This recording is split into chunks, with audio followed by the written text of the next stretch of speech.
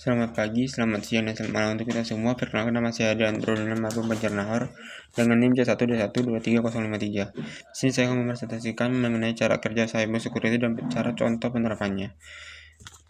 Yang pertama adalah two-factor authentication. Cara kerja itu adalah two-factor authentication adalah metode keamanan yang menambahkan satu lapisan verifikasi tambahan setelah pengguna memasukkan username dan password. Sistem akan meminta kode autentikasi yang dikirim melalui SMS, email, atau dari aplikasi autentikator.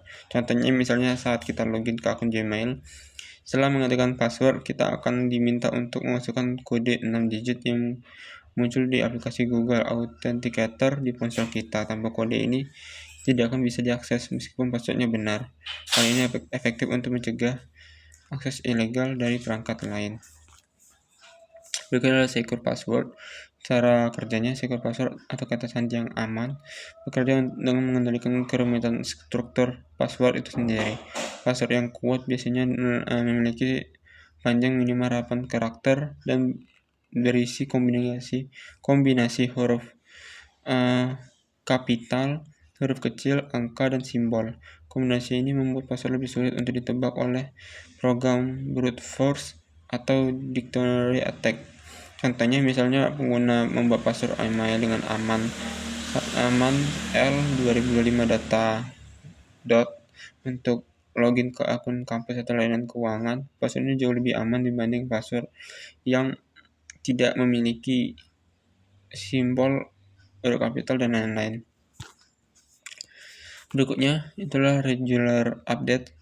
Cara kerja update rutin pada sistem operasi dan aplikasi bertujuan untuk menutup celah keamanan yang digunakan oleh pengambang. Celah ini bisa dimanfaatkan hacker untuk menyusup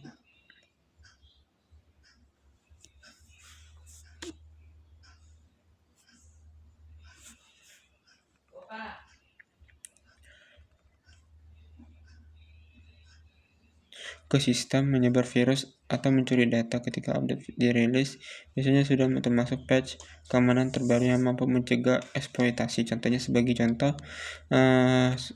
pengguna laptop Windows ingin menerima notif untuk memperbarui sistem. Ketika update dilakukan, sistem akan menambahkan perlindungan terhadap ancaman baru. Berikutnya, Antivirus ini memindai file yang berperangkat dan memeriksa apakah ada pola yang cocok dengan database virus yang sudah dikenal. Ketika ditemukan file berbahaya, antivirus bisa menghapusnya, mengarantinanya, dan atau memberikan peringatan kepada pengguna. Contohnya, seorang mahasiswa menginstal antivirus seperti Kaspersky di laptopnya. Saat ia mendownload file tugas dari internet, antivirus mendeteksi file tersebut mengandung malware dan langsung mengkarantina file agar tidak merusak sistem. Dengan demikian, data penting tetap terlindungi. Mungkin ada firewall. Cara kerja firewall berfungsi sebagai pelindung lalu lintas data antara perangkat pengguna dan jaringan luar atau internet. Dan firewall akan menyaring dan memblokir aktivitas mencurigakan berdasarkan aturan tertentu serta mencegah akses tidak sah ke sistem. Firewall bisa berupa software atau hardware. Tujuannya adalah untuk mengontrol data yang masuk dan keluar agar hanya data yang aman saja bisa lewat. Contohnya, saat menginstal software baru, sistem firewall Windows akan muncul dengan notif menanyakan apakah pengguna ingin mengizinkan aplikasi tersebut mengakses jaringan.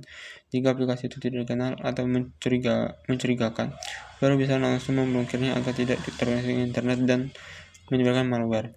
Berikutnya, no phishing adalah teknik penipuan yang dilakukan dengan menyamarkan sebagai pihak resmi yang memberikan informasi pribadi, biasanya dilakukan lewat email atau situs palsu. Cara kerja anti-phishing adalah dengan mengenali ciri-ciri email atau website palsu seperti alamat panggilan yang tidak valid, data basi yang aneh, serta permintaan informasi yang sensitif yang mencurigakan.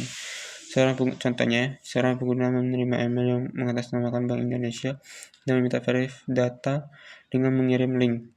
Dan ketika kita mengeklik, otomatis link itu akan memeriksa alamat panggilan atau URL yang menyadari, dan ketika kita menyadarinya itu bukan link resmi, ia memilih untuk tidak mengeklik link dan langsung menghapus email tersebut. Berikutnya adalah encryption. Cara kerjanya, seorang Loki Drew, seorang wanita asal Missouri, membuat akun palsu di MySpace untuk menyamar sebagai remaja laki-laki yang merupakan Megan Mayer, seorang gadis 15 tahun. Setelah mendapat pesan kasar dari akun palsu tersebut, Megan bunuh diri. Lori didakwa melanggar Computer Fraud dan Abuse Act. Meskipun akhirnya divonis tidak bersalah karena aspek teknis dari dakwaan, kasusnya menjadi simbol perlunya perlindungan hukum terhadap perlindungan cyber atau cyber security dan mendorong lahirnya undang-undang anti cyberbullying di banyak negara AS. Contohnya saat kita mengirim pesan melalui website, pesan itu tersebut tidak langsung dikirim dalam bentuk teks biasa, tapi dia terlebih dahulu hanya menerimanya dengan kunci yang sesuai yang bisa membacanya. Berikutnya adalah Secure DNS. Secure DNS atau DNS yang aman bekerja dengan mengekskripsi permintaan DNS dan memverifikasi keaslian alamat situs web.